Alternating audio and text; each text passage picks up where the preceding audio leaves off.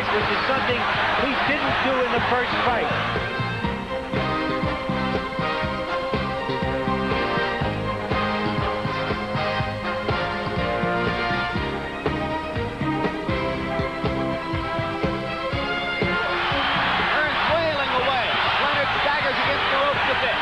This is the most trouble I've ever seen Ray Leonard in. Right here, he is badly hurt.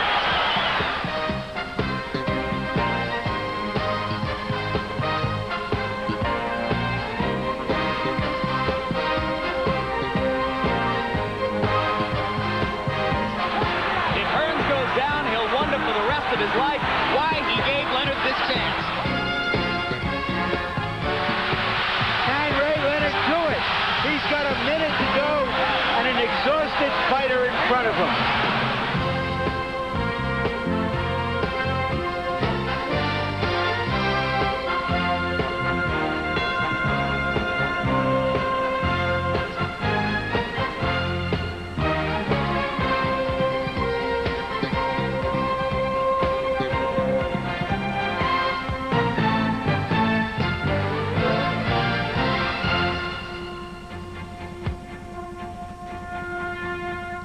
Indiana Jones 3, Star Trek 5, Ghostbusters 2. Sequels seldom deliver the original goods, but in this season of sequels, one of them already has. Leonard versus Hearns. Hello, I'm Larry Merchant, and we're here to show you how once again, Sugar Ray Leonard and Tommy Hearns exceeded all expectations. In sheer drama, even exceeded themselves. Except that the conclusion, after the brawl was over, was inconclusive. A draw. But was it truly, or as most viewers believe, did the judges, bedazzled by Leonard, misjudge? We'll show you the fight in its entirety, then interview those judges and ask all the experts out there, you, who really won, via a 900 number. And of course, the fighters will give us their thoughts on the fight, the result, and their futures. Rematch or retirement. Here now is what happened inside the ring. Leonard Hearns II. Here's the impressive sight, which has become home to boxing's biggest events. From Caesars Palace in Las Vegas, Nevada, HBO Sports presents World Championship Boxing. Tonight, WBC Super Middleweight Champion Ray Leonard defends his title against Thomas Hearns. It's scheduled for 12 rounds. This outdoor arena has staged some of the most dramatic confrontations in recent boxing history. In the past decade, Hagler-Duran, Hearns-Duran, Hagler-Hearns, Leonard-Hagler, and of course, September 16, 1981, two welterweight champions met in a ring classic, Sugar Ray Leonard and Thomas Hearns. Tonight, we're here to see if these two aging super middleweights can rekindle the memories of nearly 8 years ago.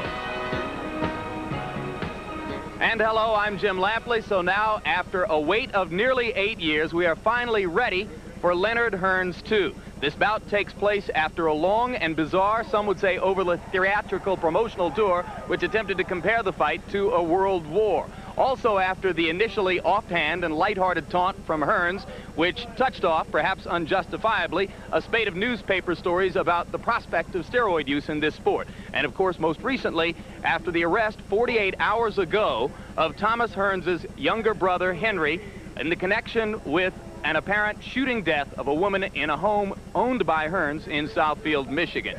Nevertheless, now all attention turns to the fight itself. And here to help put us in perspective for us is HBO's boxing analyst, Larry Merchant. Larry, cynics would say, and do say, here are two aging fighters going into the ring for a lot of money, which ought to go to younger, fitter fighters. What about all that? Boxing is a sport that invites cynicism, but this isn't a fat George Foreman meeting guys who can't fight back to try to fight for the heavyweight championship of the world. This is Henry Fonda and John Wayne in the twilight of their careers meeting in the KO Corral back there. These guys are quality athletes. They've given us thrills and chills for a decade, and they've earned the right to this rematch. And in fact, many, many memorable fights have been fought by great fighters in the twilight of their careers when they slow down enough to become vulnerable. Sugar Ray Robinson, Joe Louis, Archie Moore, And, of course, Ray Leonard when he fought Marvin Hagler. What could be better than that? Let's have another one of those. And, of course, the public's demand for this fight is underlined by a financial bonanza, which is expected to make it one of the largest grossing bouts in the history of the sport. But if there's anyone who should complain about the presence of these two men in the ring, it's the man whom Ray Leonard himself has called the best middleweight in the world, Michael Nunn, who now waits on the sidelines while older fighters gobble up all these dollars. Michael, do you see this as two quality fighters who deserve this kind of exposure, or are these interlopers poaching on your territory? Well, no, I don't think so. I think, you know, Tommy and Sugar Ray should get together and settle differences.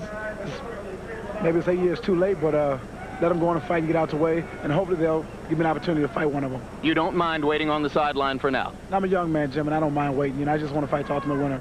All right, you will see who the winner will be from very close range as Michael, in place of Ray Leonard, our normal HBO analyst, will sit in with us tonight and help call a part of the fight with us. So now Thomas Hearns moves from his dressing room toward the ring for what he himself says now and has been saying for years would be the biggest night of his life. The most important fight of his career. He has fought 16 times, as you can see, since the bout with Ray Leonard in 1981. This will be Leonard's fourth fight since that time, and it is partially because of that much exposure in the ring and, of course, the knockout losses to such as Marvelous Marvin Hagler and Iran Barkley that many believe that it is Hearns, not the older Ray Leonard, who brings a shop-worn body into the ring. That's true, because he hasn't been the Tommy Hearns of sweet memory in his last few fights. But possibly that can be excused because he may be like a guy who has played in $1,000 poker games, who, when he fights lesser fighters, is like the same guy having to fight in $5 poker games. He just wasn't as ready and wasn't as hyped up. We know he's had a long, sincere training effort. This fight means so much to him that he has to be considered dangerous and ready. Thomas Hearns has had 49 professional fights. He will be remembered, regardless of what happens tonight, more for his defeats than for his victories.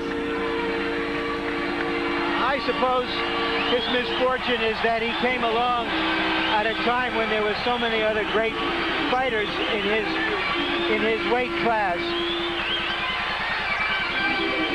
38 knockouts among the 46 victories, and indeed, it has been the regret of Thomas Hearns' career, something beyond his control, that he has not had the audience appeal that his opponent tonight, Ray Leonard, possessed from the time he first entered the ring. And there he comes. As we mentioned, this will be only his fourth bout since the Thomas Hearns fight.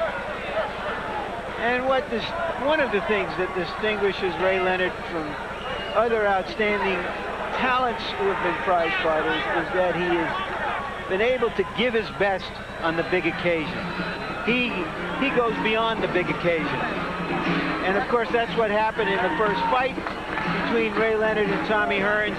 A lot was expected of it because of the unusual circumstance of two great young fighters developing in parallel paths at the same time in the same division. He was the one who was able to deal with it. Since the first fight with Thomas Hearns, there was a bout with Bruce Finch. That was followed by retirement and eye surgery for the detached retina condition of the left eye. Then, a few years later, he came out of retirement to fight Kevin Howard, a bout in which, for the first time in his career, he was knocked on his butt in the ring. Retired for another 35 months, made the dramatic comeback against Hagler, fought against Donnie Lalonde, a 175-pound fighter, in November of 1988 in this ring. And now, for the first time since 1981, he puts together two fights in less than a year. And part of the significance of those two fights you mentioned, Howard and Lalonde, was that he was knocked down for the only time in his professional career. And then we found out about what's inside Ray Leonard. And one of the givens of this fight is that when Ray Leonard is hurt, he's at his most dangerous. When Tommy Hearns has been hurt in the past, he has stayed hurt. Ray Leonard is wearing a robe which serves as a tribute to Nelson Mandela. And according to the information coming from Leonard's camp, it was 25 years ago on this day that Nelson Mandela, the imprisoned South African martyr of apartheid, was put in jail. So taking up the mantle of anti-apartheid tonight is Ray Leonard, and there is the ring record, 35 wins. The one loss, a decision to Roberto Duran in Montreal in 1980. 25 KOs among the 35 victories. Much has been made of the new muscularity of Ray Leonard. He has, of course, gained 22 pounds and then come back down a little bit since his first fight with Hearns. There's a look at the tail of the tape. Hearns still with the imposing height and reach advantages. Interesting that Hearns weighed in at 162.5 pounds, Leonard down at 160. The weight limit for this fight was 168. Well, of course, there's been a lot of talk about a weight limit of 164 pounds in their contract, but this weight may be best for Tommy Hearns. And here is our punch stat profile of the fighters and how active they generally are and how accurate they generally are with their punches. And now you can take a look at their jabs, and that is particularly important for Tommy Hearns, because when he fought at a distance in the first fight, that's when he dominated that fight. The rules of the bout, and this will be conducted under the rules of the World Boxing Council, whose super middleweight title is at stake. 3 judges scoring on the 10-point must system, no standing 8 count, no 3 knockdown rule, so you can be knocked down 3 times and still be in the fight, and you can be saved by the bell only in the last round. Right now, let's go up to ring announcer Michael Buffer for the pre-fight introduction. Ladies and gentlemen, welcome to Caesar's Palace here in Las Vegas, Nevada, where tonight Top Rank and Budweiser present The War. This bout is sanctioned by the Nevada State Athletic Commission. Chairman Dr. Elias Ghanem. The commissioners are Dwayne Ford, Jay Nady, Dr. James Nave, and Freddie Little, Executive Director Chuck Minker. Representing the World Boxing Council here at ringside is the president of that organization, Jose Suleiman, and supervisor Sam Macias. The chief physician at ringside, Dr. Donald Romeo. Also in attendance, Dr. Flip Pomansky and Dr. James Wishgame. Timekeeper, Al Bisick. Counting for the knockdown seconds, Mike Lachella. The 3 judges doing the scoring for this bout, Jerry Roth, Dalby Shirley, and Tommy Kazmarek. And now, ladies and gentlemen, from Caesar's Palace in Las Vegas, Nevada, Top Rank and the King of Beers, Budweiser, present The War. Let's get ready to rumble! 12 rounds for the WBC Super Middleweight Championship of the World. The referee for this contest, working for the 65th time in a world title bout, is Richard Steele. Introducing first, fighting out of the red corner, he's wearing the gold colors of the famous Kronk Gym in Detroit, Michigan. His professional record, 46 victories, 38 by knockout, only 3 defeats. Included in his history is the welterweight, super welterweight, middleweight, super middleweight, and light heavyweight world championships. Tonight, ladies and gentlemen, he challenges for the WBC super middleweight title. Ladies and gentlemen, presenting the 5-time champion of the world, Thomas Hitman Hearns.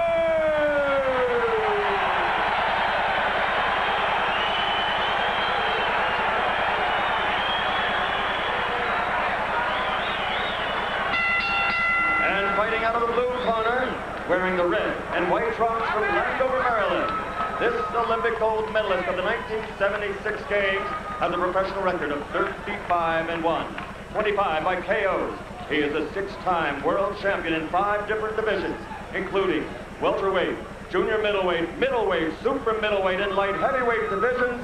Ladies and gentlemen, introducing the WBC super middleweight champion of the world, Sugar, Ray Leonard.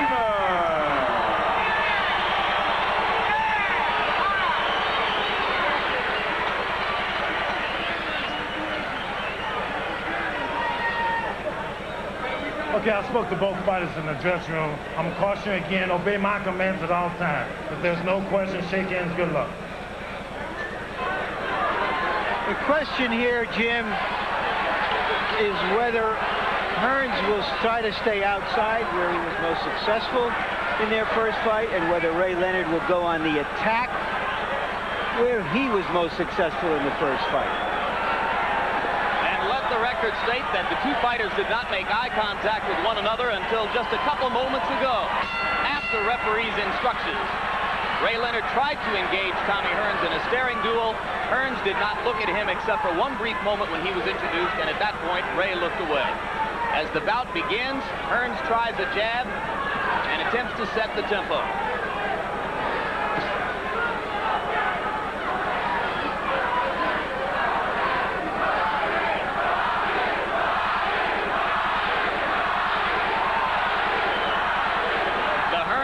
Was the dominant weapon of the first 5 rounds of Leonard Hearns 1, and Tommy is trying to establish it as such once again.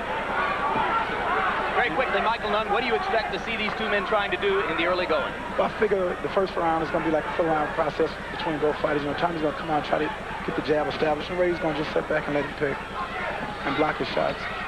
Leonard steps in for the first time, misses with a left uppercut, and moves back out. Ray was going to the body. It seems apparent to me, Jim, that he's going to try to fight a bit of a war of attrition here by going to the body and getting Hearns tired. Hearns is a little dry. Hasn't really broken much of a sweat here in round 1.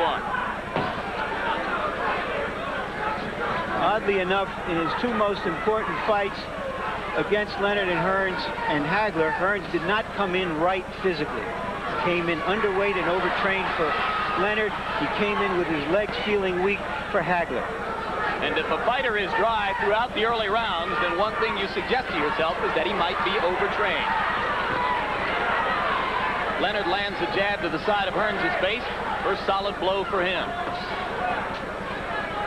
Now Ray is standing his ground more. Again, he goes to the body.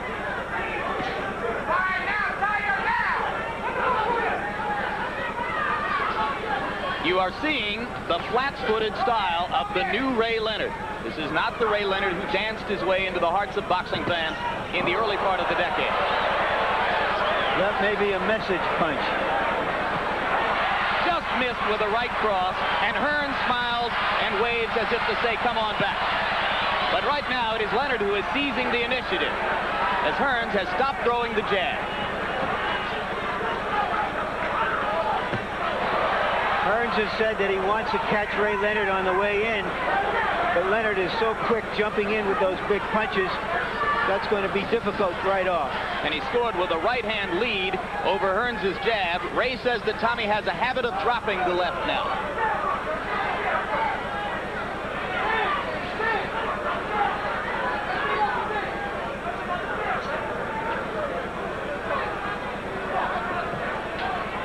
Round 1 complete.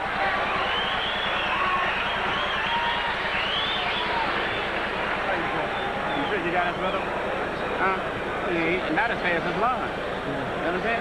He's not as fast as Lon. He's looking a little. Looking good. People are going to start pumping his jabs a little bit more now, okay? Because you're breaking up his long. Time set him up. Beautiful. And you see everything you can do in that round, just about you can do. You saw it. You know when people... He's going to go for every point you make. But I got to have that 1-2 at him. All right? See if we can do it off a double stick. Looking real good. Okay? Looking real good. You're going to find the right hand now. Just a matter of time. Come on. Stay where you are. Stay back right there in front of him. Just move. Okay? Good luck. All right. Very quickly, Michael Nunn, which fighter would have the mental edge coming out of round 1? Well, probably have to lean toward Tommy Hearns because you understood him was telling him to get that jab to work, you know, start throwing more jabs, and Ray's corner, they weren't saying that much.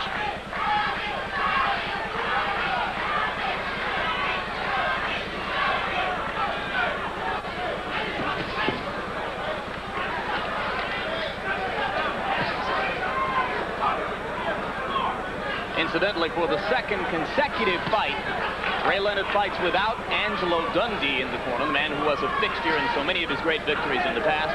This time, another regular, Janks Morton, is absent from the corner. Dave Jacobs, who was in Hearns' corner for the fight in September of '81, returns to Ray Leonard's corner tonight. By staying this way, flat-footed right in front of Hearns, Leonard is saying to Hearns, go ahead, lead. I'm going to counter you. Both of them want to counter right now. That's why not too much is happening. Leonard landed a looping left, but it had no snap. Again, Leonard to the body. Hearns is not yet pumping the jab the way Emanuel Stewart asked him to do.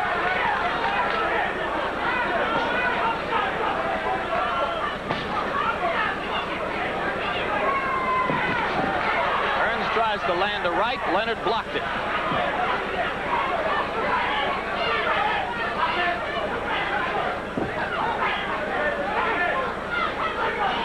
If this is a war, as this fight was advertised, right now it's just a war of attrition. Almost a war of nerves. There's been very little contact.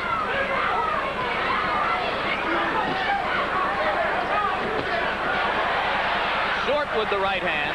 Leonard was able to step back. But Hearns is becoming a little more active now within the past 45 seconds.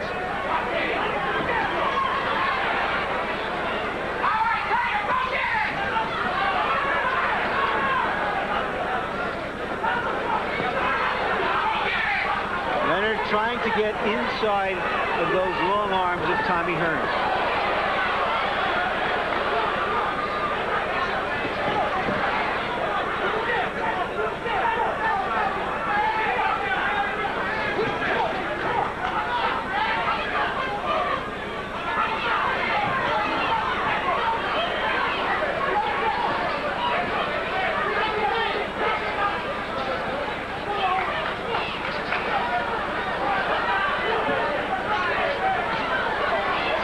With the exception of the occasional jab, flicking jab from Tommy Hearns, both fighters remain a little out of range of one another, and just as I say that, Leonard is able to step in and land. Round 2 coming to a close. Leonard switches to a southpaw stance and takes the right hand in the face for his trouble.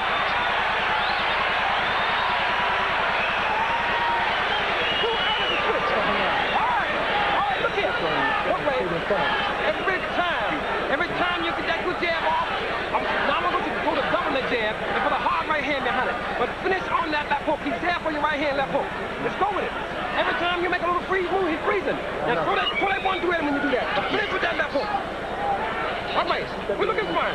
Keep them shoulders moving more. Don't stand stationary.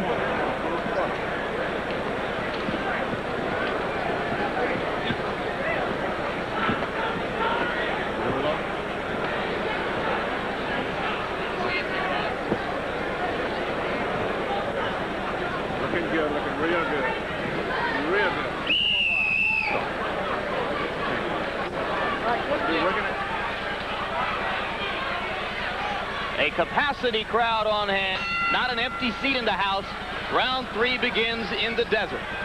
First 2 rounds, tentative, a feeling out process. One of the most effective blows, a right hand by Hearns just at the end of round 2 after Leonard had switched to a southpaw stance, a strategy he toyed with throughout his training in Florida.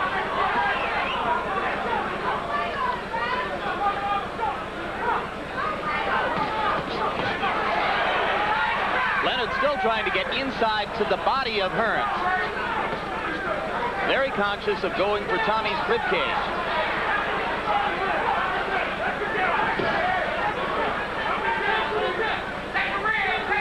Hearns beginning to flick the jab a little more often was the case prior to the midpoint of round 2.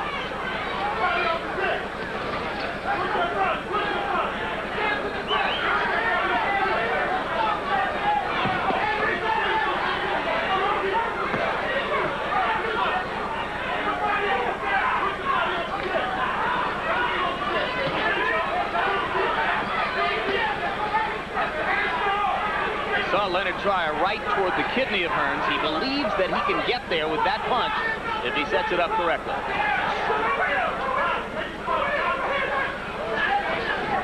Hearns is landing with the jab now, and this begins to assume some of the complexion of the first fight, particularly the first 4 or 5 rounds.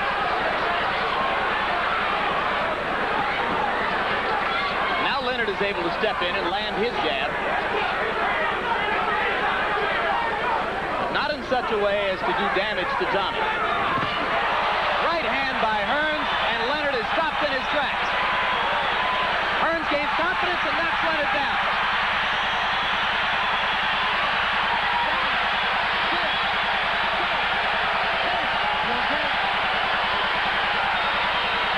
It has long been regarded as one of the great weapons in the sport.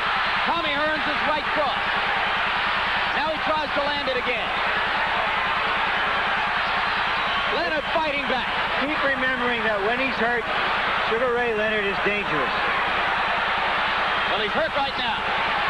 And he is somewhat hurt, a little stunned right now. And Hearns is wary of that reputation.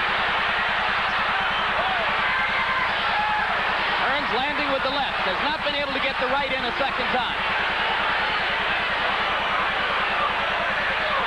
And Ray is going after him. And Hearns is laying back. And Ray lands a right and a left to show Tommy Hearns he's out of the temporary stupor. Hearns comes back with another right. They stand toe-to-toe and trade blows.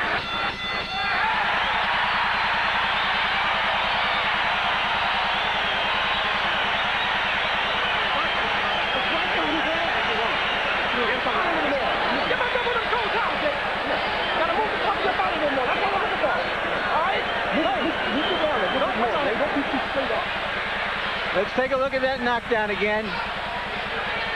Tommy Hearns has said over the years that that little monster has been deviling him and running after him all these years because of the memory of that first.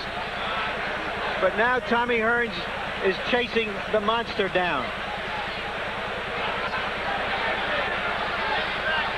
That was the time when they both threw right hands. Hearns' right hand got in, and he follows up with it. So there was the solid right cross, which set it up. Then he hit Ray on the back of the head with that one, which caused the knockdown. Much like the knockdown of Donnie Lalonde in their fight, a high on the head. Third time in his career that Ray Leonard has been knocked down. And I think that would have to be one of the most devastating single punches he ever took, the right cross that set it up.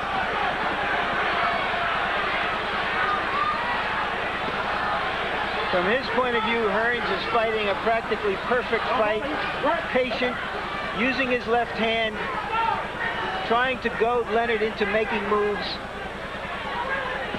and giving Leonard all kinds of problems as he tries to probe to get inside. Michael Nunn, are you surprised at how close Leonard is staying to Hearns in this round? Yes, I'm real surprised. I figured Ray would be staying at a distance, trying to slip the jab, but he's right in there with Tommy. He's letting him know that, hey, let's go to war and do it. Knowing the competitiveness of Ray Leonard, I believe he thinks he has to do something dramatic here to get the crowd on his side, to get the officials on his side. Otherwise, he can find himself climbing a mountain again, as in the first fight. But he runs the risk of putting himself in range of that devastating right hand, which has already had him down once. Leonard lands the right. It was a bit of a glancing blow. Hearns smiled. Ray showing a lot of courage, stepping back up in there time and again.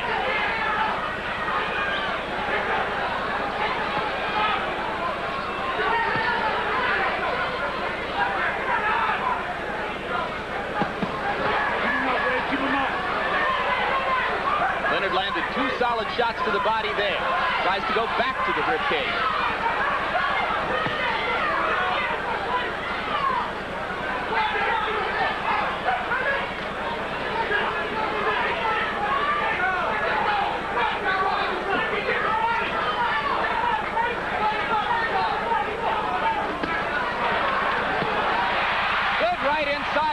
To the body. Solid shot. Tries to follow it up. Hearns missed with the right. Leonard is seizing the initiative, but giving Hearns a lot of chances. And he landed the right there. And indeed, suddenly it begins to look like a war. Yeah. All right, come back, come on.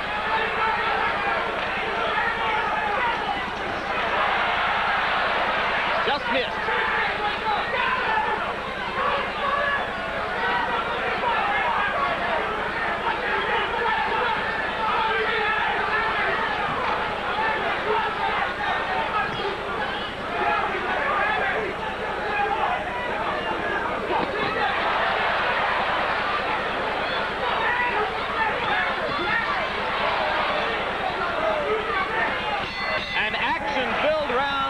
with both fighters making assertive statements. All right. Yeah, we want that right hand more. He can't, look, he has no answer for the right hand. Do it off a jab. I want to see some jab and the hard right hand on top. Squat when you do it. Jab, squat, throw it over top. Then, Ray, when you come back the next time, hurt that body. Start hurting that body. I got to get those legs away from him. Got it? He walk to the body.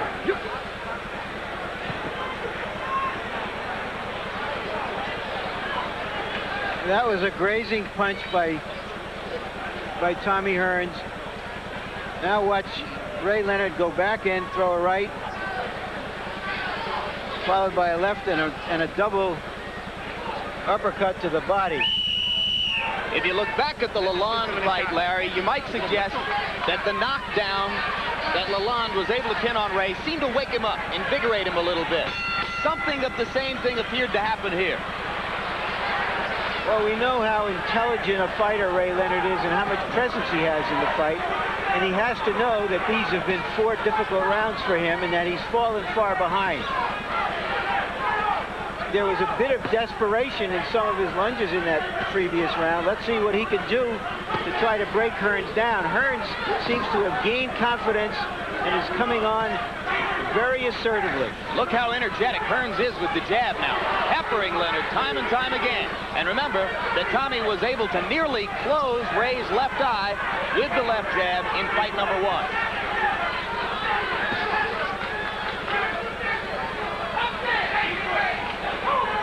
Leonard just pawing with the jab and leaving it out there. Lunging again, as you say, Larry. It is Leonard who looks tentative and Hearns who looks commanding in round 5. Another right cross by Hearns, sneaked in between Leonard's gloves.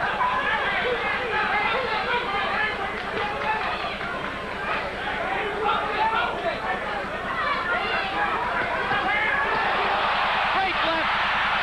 And now it is Hearns who wobbles against the rope. A tremendous left hook following the right hand by Ray Leonard. And now Hearns is holding on for dear life, which is something he didn't do in the first fight.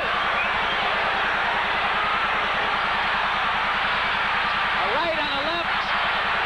Leonard just missing with and a right plant.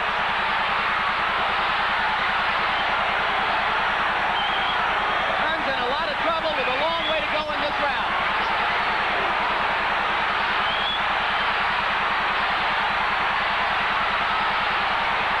Hearns not giving back. Richard Steele looking carefully. Tommy throws a wild right that leaves himself open. Hearns grabbing again as he did against Kinchin. Now he gives Ray a chance to wail away. Leonard landed another right.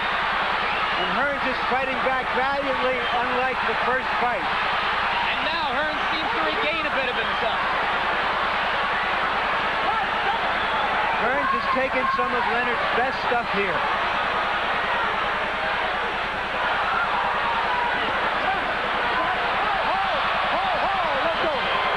Very close to hitting on the break, but Leonard got away with the left hook. But it looks as though Hearns may weather the storm.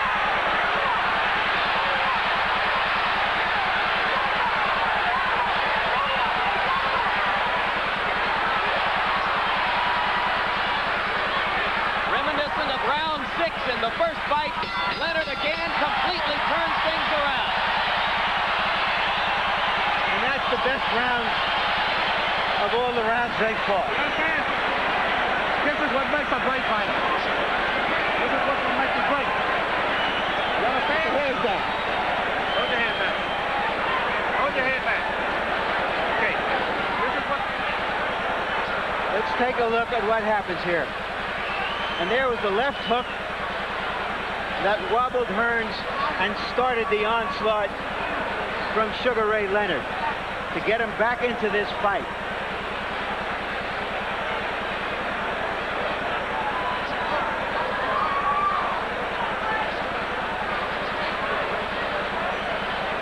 Both punches in the combination landed, the overhand right and the startling left hook.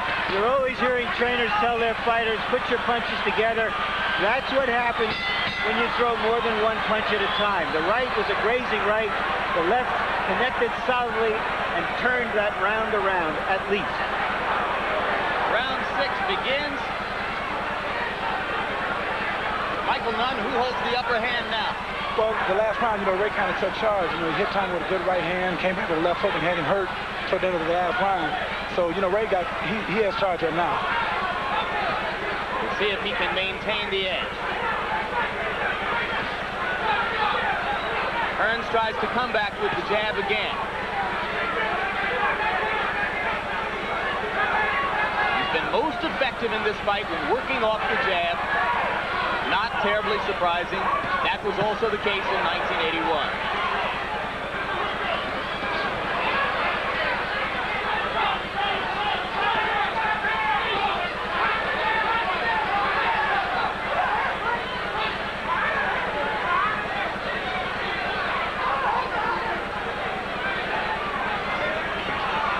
And Hearns seems to have recovered.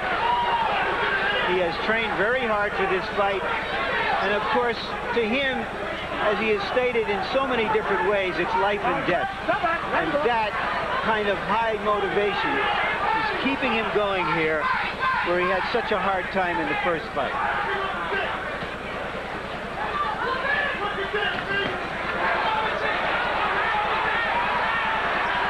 Leonard got a jab in and managed to slip both of Hearns' punches in return. And a little bit of blood coming from Hearns' mouth. Tommy starting to grin a little bit. There is a small trickle of blood around the bottom lip.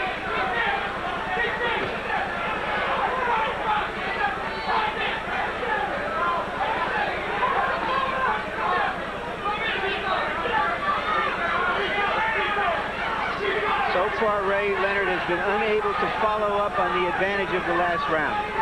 And while Hearns continues to use the jab a lot, though, it is not the jolting, stiff jab with which he dominated rounds 3 and 4.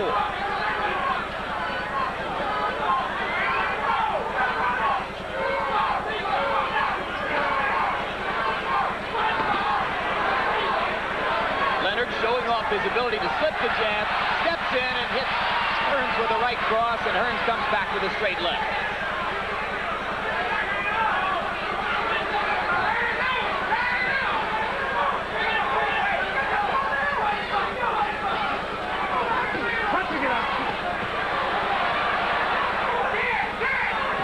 Leonard beginning to become the busier fighter in tight. Working the body and remembering to throw when the two stand in close.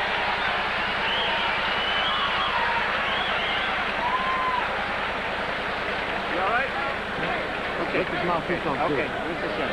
Hold the chin. Give him his mouthpiece. Good.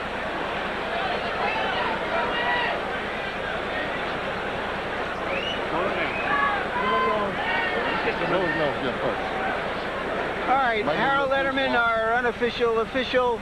How do you score the fight so far? Larry, I've got it 4 rounds to 2 in favor of Tommy Hearns. For the first 4 rounds, I thought he was fighting a perfect fight. He had Ray Leonard on the end of the jab. He was doubling the jab, and then all of a sudden, Sugar Ray Leonard turned it around in the 5th round. He went up in Tommy Hearns' face, and he gave Tommy Hearns a bad beating in the 5th round, and he stayed in his face, landed the better shots in the 6th. Something to keep in mind here, Jim and Mike. Their first fight was a watershed fight in scoring. After that first fight, a lot of people objected to the scoring because Leonard didn't get full credit for the rounds he dominated. And since that time, it has been more of a practice here and elsewhere to score 10-8 rounds. And that could become a crucial factor in this fight tonight. Hearns landed a left that backed Leonard up. Ray Leonard began this round standing very close to Tommy Hearns, and he may pay a price for it. Hearns wailing away. Leonard staggers against the ropes a bit. Tommy's leaving himself open if Ray can come back with anything. This is the most trouble I've ever seen Ray Leonard in. Right here, he is badly hurt. And only his experience and his guts can carry him through here.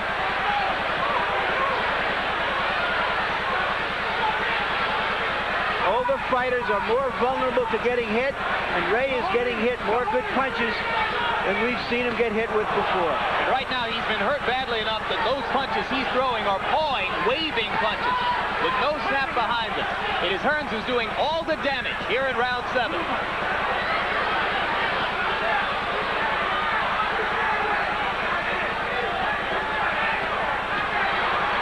Now Leonard begins to get some starch back in his punches. But Hearns lands the right again. You get the feeling that if Hearns can step across and land the right on balance, Leonard's going to have trouble staying up.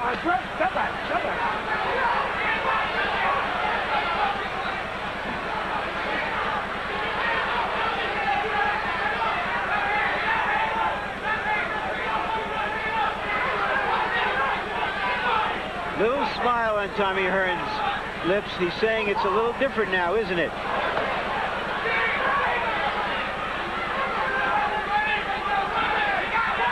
Surely few have ever wanted more badly to win a fight than Tommy Hearns wants to win tonight. Too much? We'll see. Sometimes I've thought, Jim, that he almost wanted to win it too much, and that tensed him up. Leonard coming back with a furious assault to the body. And when he throws to the body, Hearns does not throw back at him.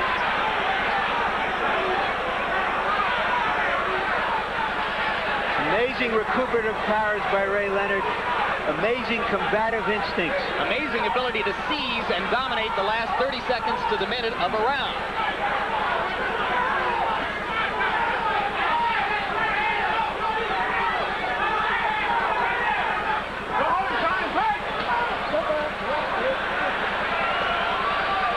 And Leonard will survive another round in which it appeared early that he was out on his feet. He's sticking his legs out there. Yeah. All right? All right. Eddie, check him out here, good. Nothing wrong. Just check. Put that sponge on there. Very soft, crazy. Look, you're standing up too tall. Number one. How did you straight? Now listen, you've got to get the body. Got your legs first. Go in, steal what you want, and move him around a little bit. Steal what you want and move around. This is the barrage that had Ray Leonard in trouble in the early part of that round. And if Tommy Hearns didn't get overexcited, he might have finished him there. Hearns saw a chance to end the fight right then, but it eluded him. We'll see if that becomes costly. He did not effectively set up Ray and measure him for the right cross, which is the punch with which he might be able to end the fight. But this is a more poised Tommy Hearns. He's staying in the fight. He's fighting a well-disciplined fight. And right now, he's leading convincingly.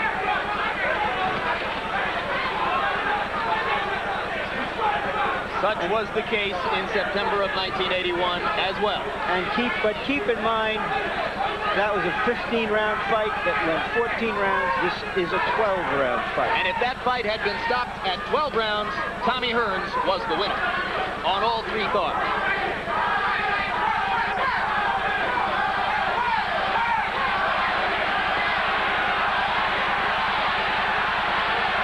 Remarkable fight so far. The graphic you saw between rounds indicated both fighters in the first 7 rounds threw an equal number of punches.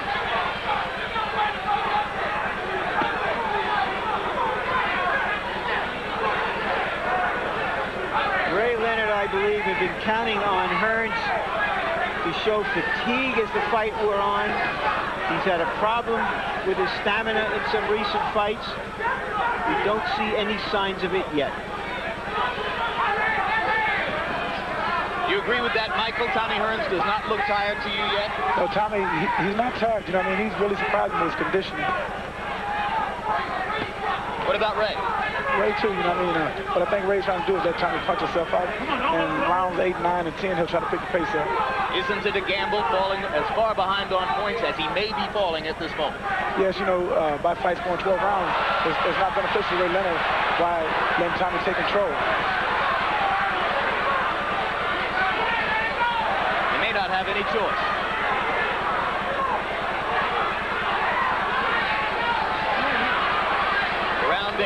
in its waning minute. Hearns continuing to stalk Leonard around the ring. Right cross just missed.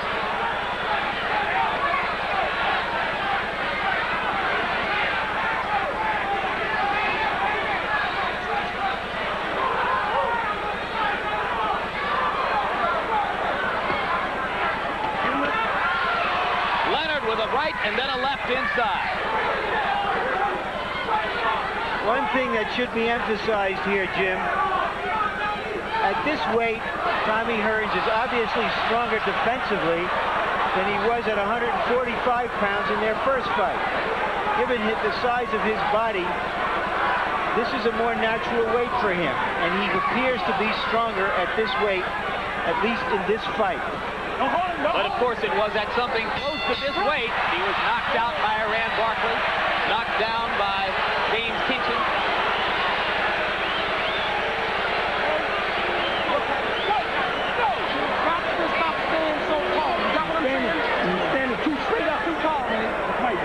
When you go to throw the right hand, do it off a jab to the belly. You can throw it on top, man. I want you to go out and do it now. I need some body work, man. Get you straight up. Come down a little bit, okay? We know how to attack from both sides. Don't run your shoulders. Listen up, slow down. Pardon me? Listen up, slow down. You all right? Okay, now all you gotta do is throw punches. Right now? Don't want banging you jab. Use your left jab. Handing up. You got to protect that body of his. Okay? All right. The boy is tired. He is tired now.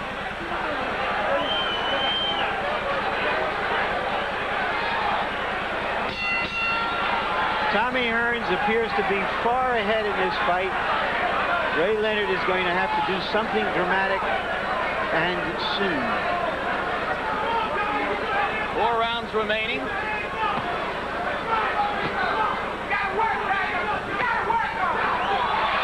Hearns showing no signs of fatigue, still dominating much of the action with his jab, and occasionally stepping in for heavy blows. He has twice had Ray Leonard in serious trouble, once down on the canvas.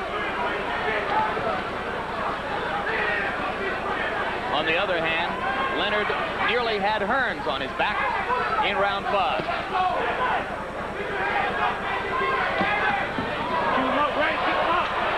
Hearns complaining to referee Richard Steele that Leonard threw a low blow, and Leonard acknowledged it. Steele stepped away.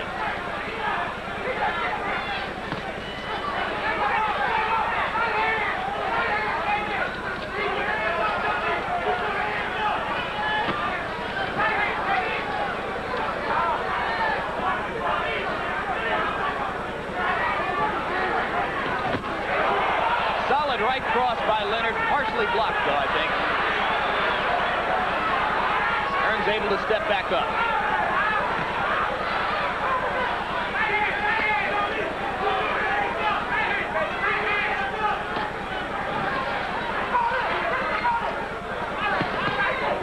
Punching it out. Punching it out. Punching it out. Don't hold.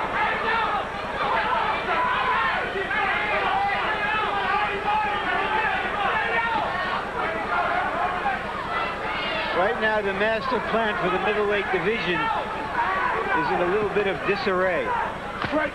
Tommy Hearns keeps this up. There will be no Leonard Duran 3.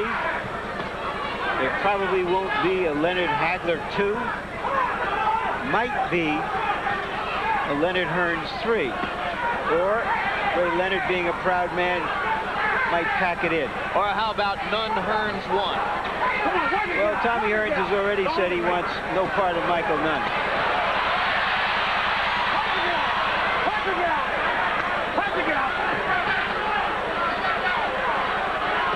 He may want part of the money which could ensue as a result of a bout like that. Hearns just missed with a right hand that might have ended matters then and there. Your thoughts? Hard left by Leonard, and Hearns is staggered momentarily again. Leonard steps in. Not much time to go to work on this.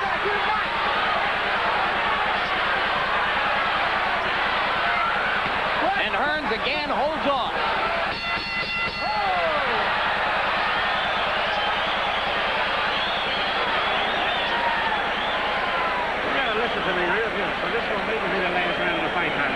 You got to come out and let your big shots go. You cannot afford to make this fight go longer now. You understand? You got to listen to me very carefully. You got to come out and let your shots go. Try to get this man out of here this round, okay? Let's take a look. A left hand.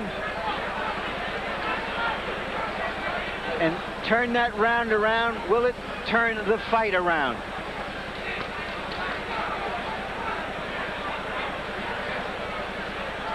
Which shows us that we have two predators in the ring here, taking their turns at going. Harold, how do you have the fight now? Larry, 87-83, 6 rounds to 3. Favorite Thomas Hearns. I think he's keeping him on the end of the left jab and scoring effectively with the right hand. So increasingly, Michael Nunn, it appears that Ray Leonard may lead a knockout. Ray Leonard is going in for the kill if it's there. He wants to get at Hearns right now. He knows he must do something dramatic and decisive.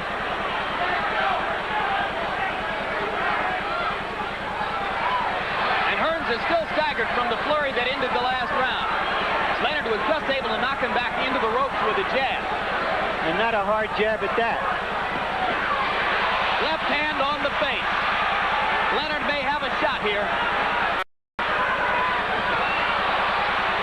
Can Ray Leonard do it again? This is a fighter who has shown a matchless ability to rise to occasions. You just saw the scorecard of our Harold Letterman, which would suggest that if the other scorecards are in sync, Ray may need a knockout to avoid losing Leonard Hearns II.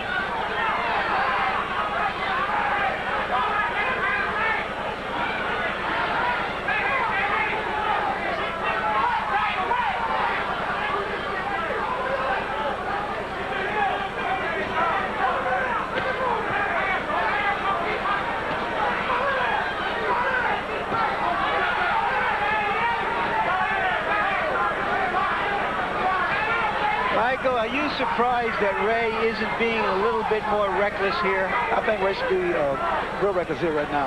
I mean, because, you know, Tommy's like holding back. He should take charge and just start letting his hands go. Which punches or which combination of punches would be most likely to get the job done for him? The uppercut to the midsection, then up to the chin. The shot he hurt him with the last round. I think he'll be successful if he starts throwing that shot.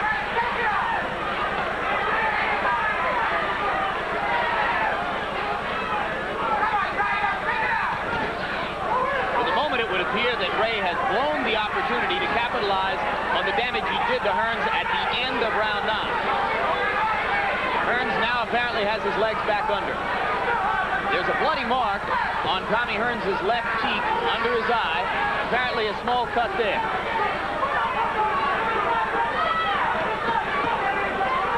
This is a very warm night in the desert. Both fighters have absorbed some hard punches. Will they be able to sustain their attacks in these last 2.5 rounds? Leonard goes to the body again. And now Hearns has recovered from the beating he took at the end of round 9.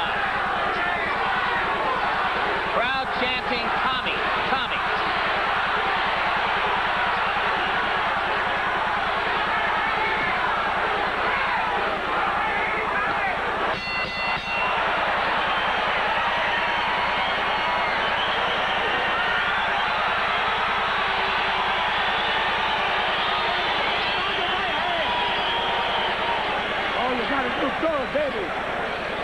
They're begging you to throw the right hand. Get the damn camera out of there. Throw the right hand, Tommy. That's going to take you home. This is the 11th round coming up. The 11th round, you don't want to fight, let it go. Thomas, listen to me.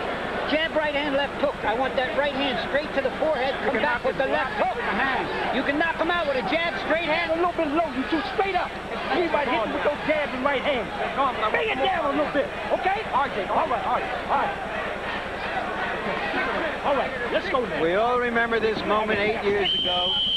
Angelo Dundee spurring Ray Leonard on with the words, "You're blowing it, son, you're blowing it." But nobody has to tell Ray Leonard that. He's standing in the middle of the round, in the middle of the ring, and he knows that he can blow this fight if he doesn't do something fast. And you saw Richard Steele preventing Leonard from making a bull rush toward Hearns to begin that round. At the end of the last round, there was a brief staring match as Hearns stared ominously at Leonard. Leonard, rejoicing over the solid right hand he had landed to end the round, went back to his corner and threw his arms in the air, attempting to look the part of the winner, as he has done so successfully in the past. Right now, he is a Ray Leonard, in all likelihood, trailing on points in the closing minutes against Tommy Hearns.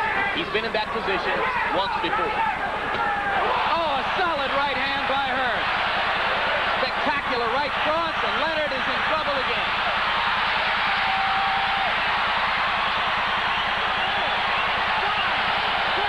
And Ray Leonard had a look on his face there that I had never seen before. A look of utter bewilderment.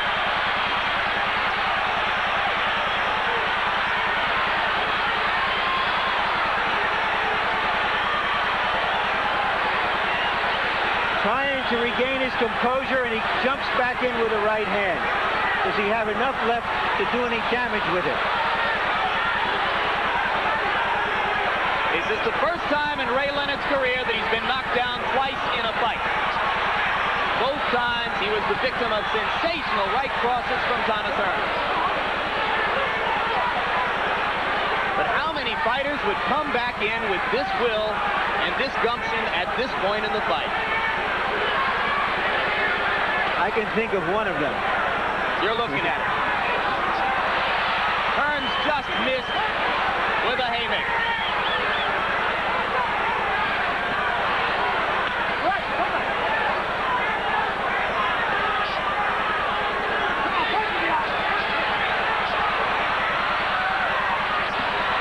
Leonard landing with the left.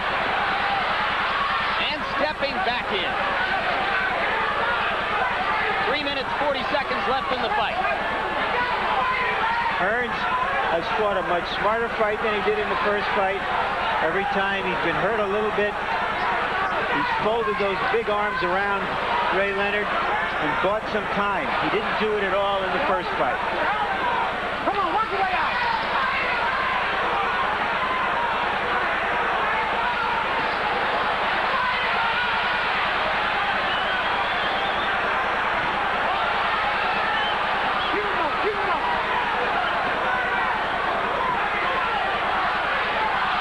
Tommy Hearns is 1 round away.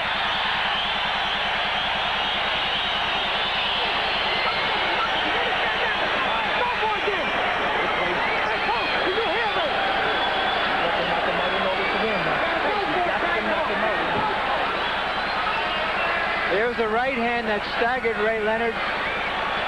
He's hurt now. Tommy Hearns patiently goes after him. 2 more right hands. And Ray falls down almost from exhaustion as well as from the hurt.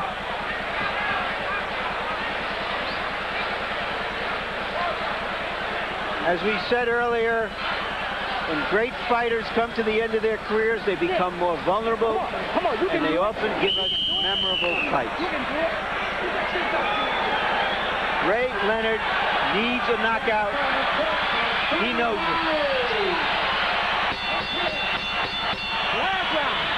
Let's go, champ.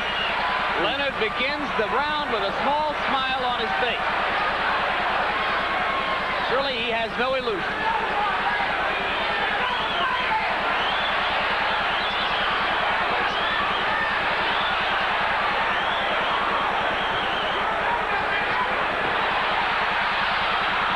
Tommy Hearns isn't holding back when all he could do is play out the round.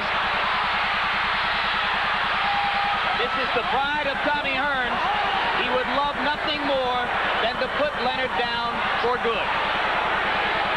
He just doesn't want to win. He wants to beat up his tormentor. He wants to spear the white whale. He wants to get rid of 8 years of nightmares.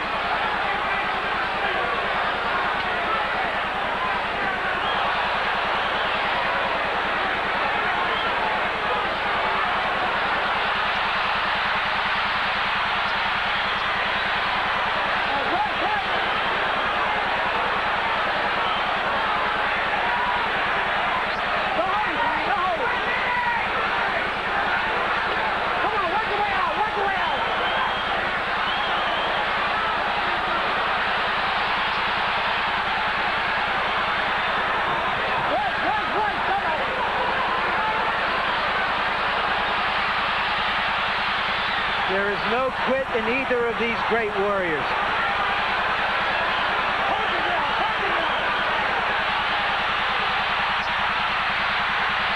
Can Ray Leonard do it?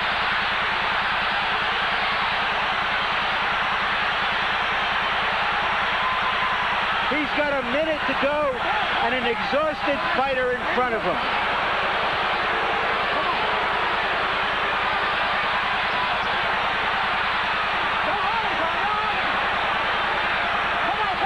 If Hearns goes down, he'll wonder for the rest of his life why he gave Leonard this chance. In the 12th round of the fight, he had apparently won.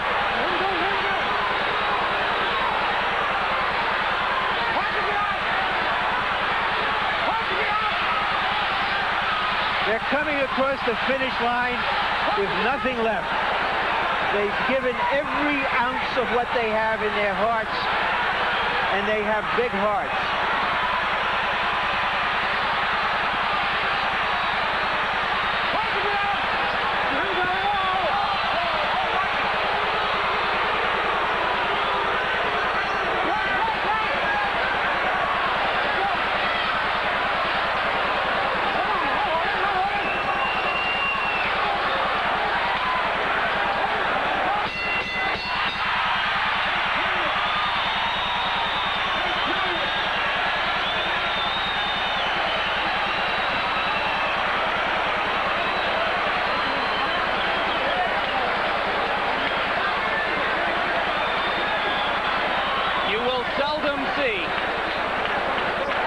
Greater display of what it is that makes men fighters.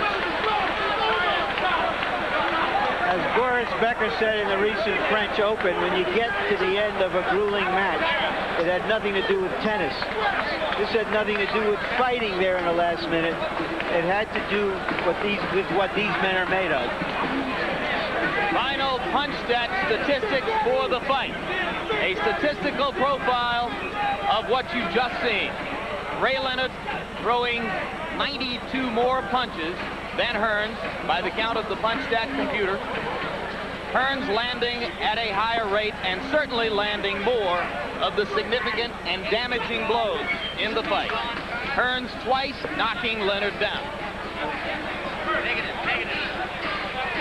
Harold Letterman, your final unofficial scorecard. Jim, I've got it 7-5 in rounds, 115 to 111 in favor of Thomas Hearns. I thought that Thomas Hearns kept Sugar Ray Leonard on the end of his jab effectively. He did a lot of damage. He set up the right hand by using the left jab, but Hearns used that left jab effectively. Right now, let's go to ring announcer Michael Buffer for the official decision. Here's the official scoring. Jerry Roth scores the bout 113 to 112 for Thomas Hearns.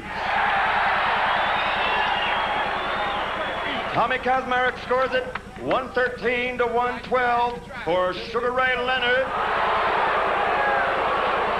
And Dalby Shirley scores the bout 112, 112. This bout is a draw, ladies and gentlemen. It goes without saying, we take this as a major shock. And so does this crowd.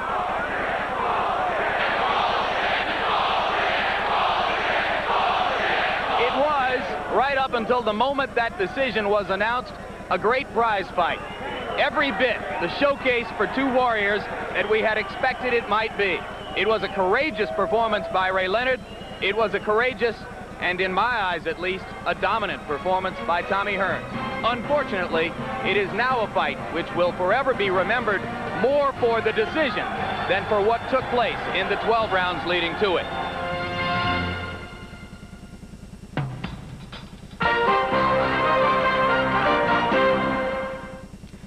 Leonard Hearns, Duran Hagler. What a decade in the welterweight and middleweight divisions. Joining us now from a studio in Detroit, Tommy Hearns, and from Washington, D.C., Ray Leonard. Tommy, starting with you, there was a very pure moment right after that fight, even when that disappointing to you decision was announced. You were so elated with your performance, it was almost as if you really didn't care what anybody else said. That's not true. I cared. It played I felt very concerned about that, but knowing that after the judges, and made the decision, there's nothing really you can do about it. You have to really accept, I guess, the decision that they made. Well, but since that time, you've said you thought you were robbed. What's changed I said that I thought that I was ahead at least 4 rounds. Do you think that if the situation was reversed and Ray had knocked you down twice, that would have only been a draw?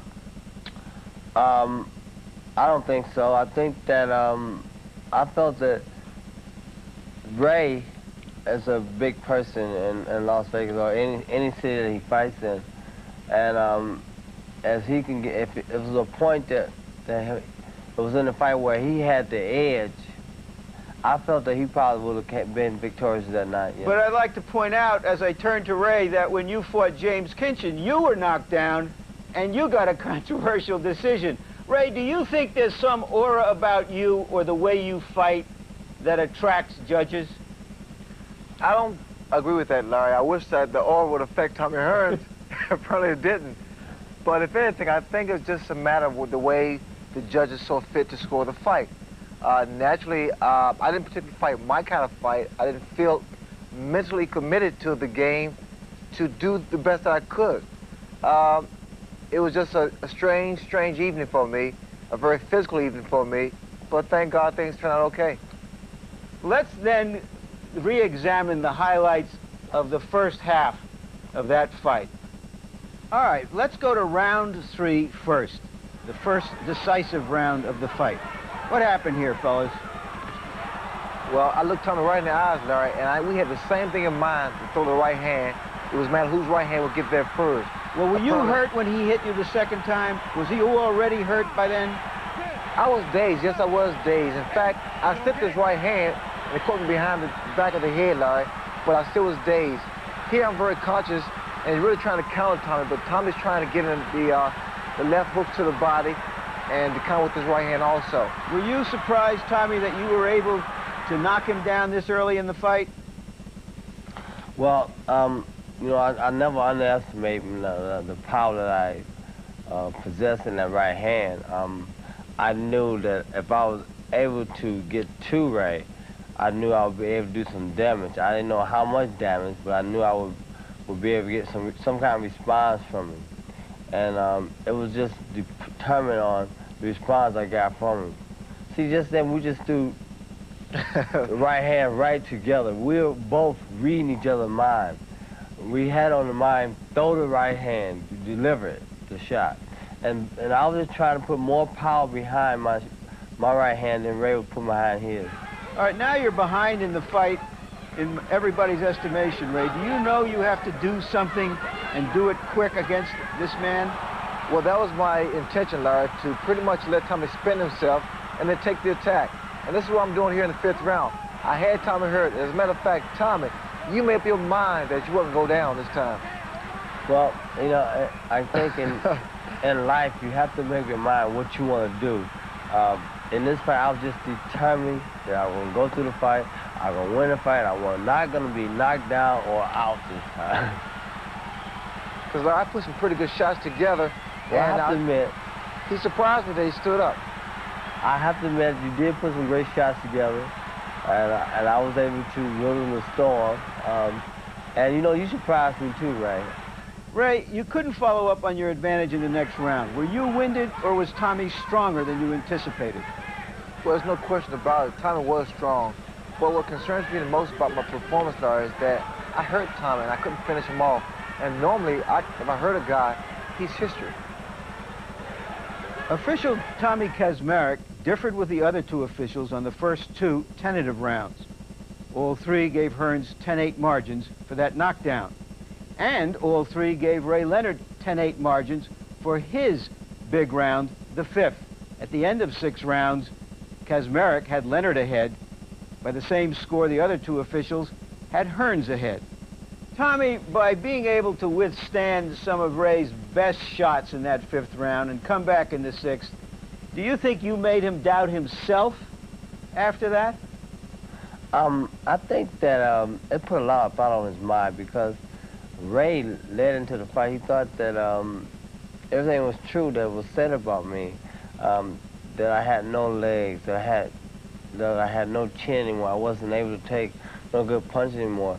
So when Ray seen that that wasn't true, I think he had to go back and regroup, and it took time for him to regroup. And by that time, I was already applying the pressure. Then he didn't really know what to think. Ray, it was obviously a life and death fight for Tommy Hearns. Was that his edge in your judgment?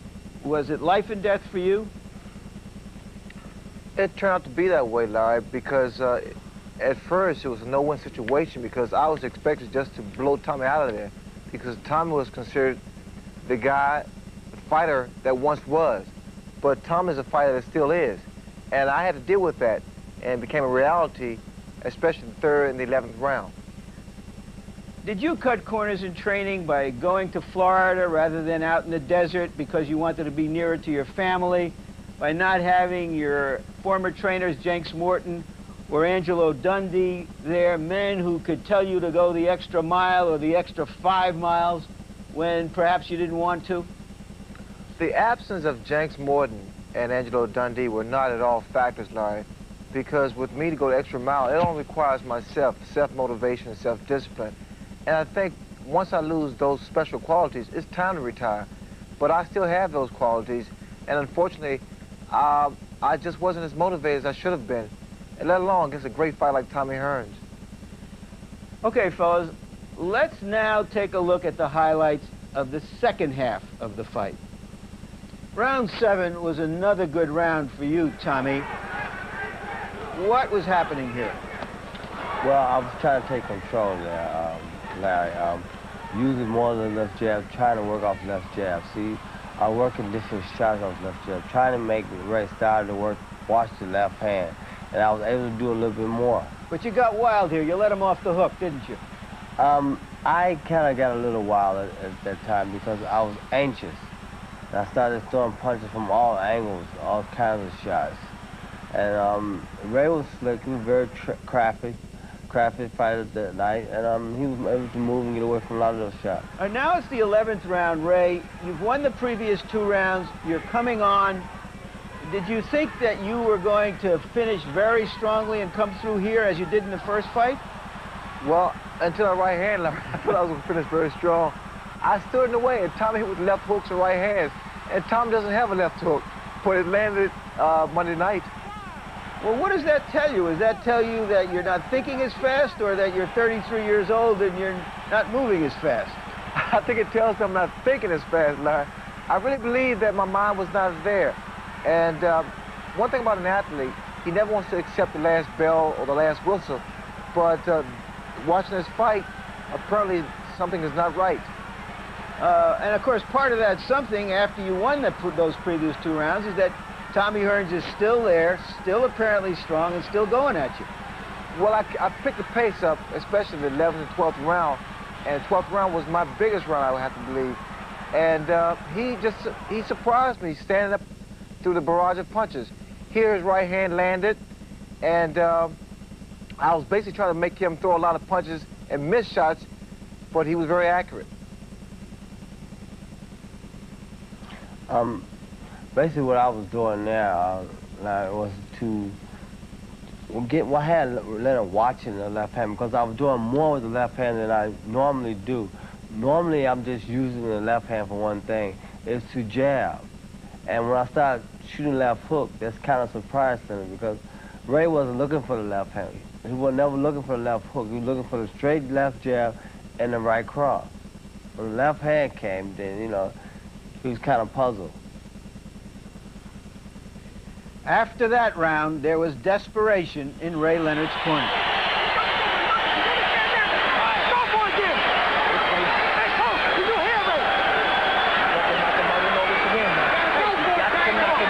Ray, did you believe you needed a knockout to win? I felt that the 2 knockdowns didn't particularly help me, and I needed to pour it on. If anything, I kind of felt that the knockdowns would play an emotional role with the judges and the fans. Yet here comes Hearns when he seemed ahead, and yet he's still throwing everything at you. Tommy, why didn't you just defend what you thought was a big lead? Well, no, I felt after the 11th round, I felt that I could get Ray out of there to knock him out. And I wanted to go out and try to do that. I was told to just box more, but I guess we have our gut feeling, our little feeling inside, deep down inside. And I felt that I could go out there and work hard and try to get Ray out. Tommy, you were told to box me? I was told to come box you, but you know, sometimes we don't listen to instructions very well. Yeah, listen to instructions, big guy. Yeah, I should have. Ray, after all is said and done, do you think it's fair to suggest that you are a stronger welterweight than Tommy, and Tommy is as strong or as stronger than you as a middleweight? Well, you know, as crazy as it may sound, Larry, I think you're right. I think there's a lot of validity to that, because I went to the ring approximately about 161.5 because I really didn't eat that much, because I weighed in at 160. And Tommy was much bigger and much stronger than I was at this particular weight. Did you feel that too, Tommy? I felt that I was probably going to be a little bit bigger than Ray, because I always have been a little bigger than Ray, but I felt that naturally this fight I was going to be a little bigger, and I felt that I was going to be a little stronger than Ray in this fight too. Because back in 1981, I was 17 pounds lighter. So. How did you survive this? Did he almost have you going down? Oh no, I was determined. I had a lot of determination in this fight. I was determination not to be knocked off my feet at all. And you held him, which you didn't do in that first fight. I learned that after that. After 1981, I learned how to hold and how to get myself back together, and then come back and start putting on. Ray hit me. He hit me after the break just a few minutes ago. I'm sorry, Tommy. I didn't accept that very well. Now, you are ahead now of where you were in 1981 on the judges' cards, Ray, but could you guys have really gone on after this? Larry, that's what I needed, a few more rounds, but then again, I'm glad it wasn't a few more rounds left. Yeah, for one time in my life, Ray, I agree with you. In the second half of the fight, the officials disagreed on only 2 rounds. In the 7th, when Kaczmarek had Hearns winning, and then in the 12th round, in which Shirley gave a 2-point round to Ray Leonard. At the end of the night, they were only apart by 2 points. They agreed on which fighter won 8 of the 12 rounds. Joining us now are the judges who touched off that firestorm of disbelief and protest, Jerry Roth and Dolby Shirley from Las Vegas, and in our New York studio, Tom Kaczmarek. Gentlemen, why do you think among you that there was such a disparity between what the public thought it saw and what you fellas thought you saw? Jerry? Well, it's hard to speak for the public. Yeah, many people, I guess, thought Hearns won the fight over Leonard, maybe because he knocked him down a couple of rounds. I don't know. I can't speak for the public. I can only speak for the way I judge the fight and the outcome of my score. Well, then let's address that business of the 2-point round and the fact that a fighter doesn't have to knock another fighter down to get a 2-point round. He can just beat him up badly enough to earn that. Dolby, is that how you saw that last round? You're correct, yes. I felt that that the amount of punishment that Mr. Leonard inflicted on Mr. Hearns in that last round justified making that a 10-8. I had scored a 10-8 in a previous round, round 5, and I felt that the two of them were comparable, and that was why I used the 10-8 score in the 12th round. Tommy, philosophically, Tommy Hearns may have won one or both of the first 2 rounds, which had very little action in them. And he did very little damage, as Leonard did to him. Now, in this last round, Ray Leonard did a lot of damage to Tommy Hearns. Should he only get the same credit for that round as Tommy Hearns got for one of those first 2 rounds? You have to put it in perspective. In the first and second round, neither fighter was doing much.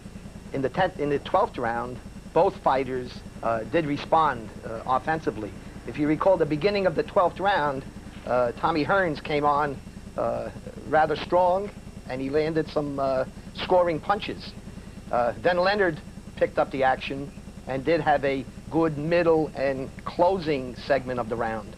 But Hearns, during that period, was still in the fight. He was not in the same kind of trouble he was in during the 5th round, and that's why I scored it a 10-9. Just this last thing, Dolby, you've said that you were under the impression that you had given the fight to Hearns until you added up all the points at the end of the fight.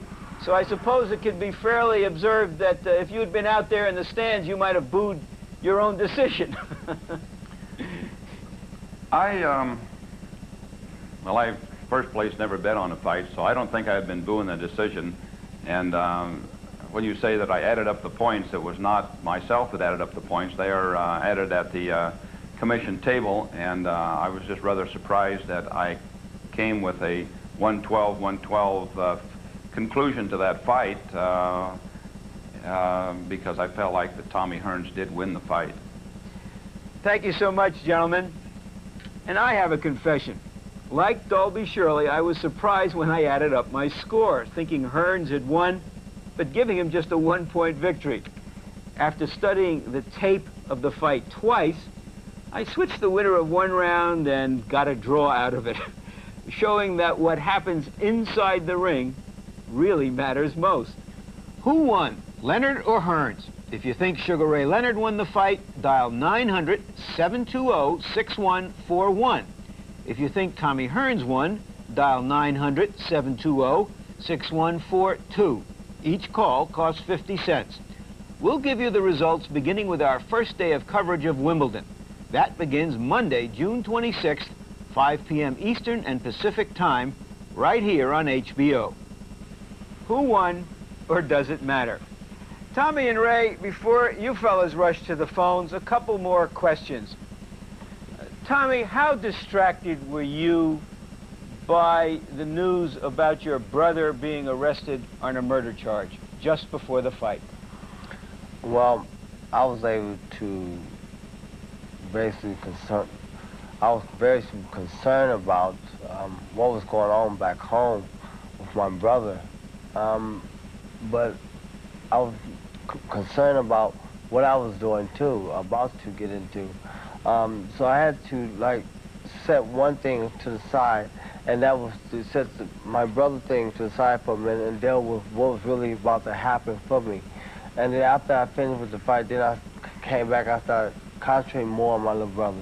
Ray, there was some a personal impact perhaps on the fight for you as well. It's been publicized that you and your wife Juanita had been separated, yet she was there at the fight, and I understand she fainted at the fight, and then you flew back in a private jet. How is that situation being resolved? Well, the personal matter, Larry, I kept it personal, and so it wasn't a factor in the fight like I'm keeping it now. But she fainted because she was under a great deal of pressure because she's about to open a new business. And I think that, along with the knockdowns and the fight itself, it kind of got the best of her. But she's fine now, thanks. Just this. Tommy, do you want to fight Ray again? Do you want to fight anyone again? Yes, I would love to fight Ray again. Ray, are you going to fight Tommy Hearns again? Are you going to fight Roberto Duran? Are you going to fight anyone? Well, first of all, I have to decide whether or not I'm going to fight again, Larry, and it's going to take a lot of soul searching because I want to know whether or not the guy Monday was Sugar Ray Leonard or just another person. But from what you've said here tonight, it sounds as if there's still unfinished business on your mind.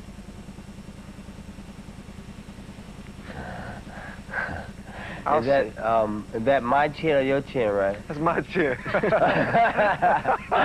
right. I just want to make sure you're clear. I'm going to click That's on my you. chin, Tommy. Thank you very much, fellas. Finally, this. To me, as bewildering as the decision seemed at the time, was the contradictory response of many of the critics around the country. They were thrilled by the action, by the theatrical swings of fortune, by the wonder of it all. And then they insisted that the men who had just entertained and moved them were too old and should get out of here, retire. By that presumptuous standard, Magic Johnson will have to quit when he's 32 because he won't be as good as he was at 22. Eric Dickerson will be dismissed when he gains just 1,200 yards a season instead of his usual 1,600 or 1,700. While Tommy Hearns and Ray Leonard make up their own minds, My only vote is one of thanks for proving that a tie doesn't have to be like kissing your sister. It can be like kissing Kim Basinger. For Jim Lampley and the HBO staff, I'm Larry Merchant. A final chance to voice an opinion. If you think Sugar Ray Leonard won the fight, dial 900-720-6141. If you think Tommy Hearns won, dial 900-720-6142. Each call costs 50 cents. We'll give you the results beginning with our first day of coverage of Wimbledon. That begins Monday, June 26th, 5 p.m. Eastern and Pacific times here on HBO. Also, don't miss our next telecast of World Championship Boxing. Heavyweight champion Mike Tyson defends his title against top contender Carl the Truth Williams. Friday, July 21st, right here on HBO.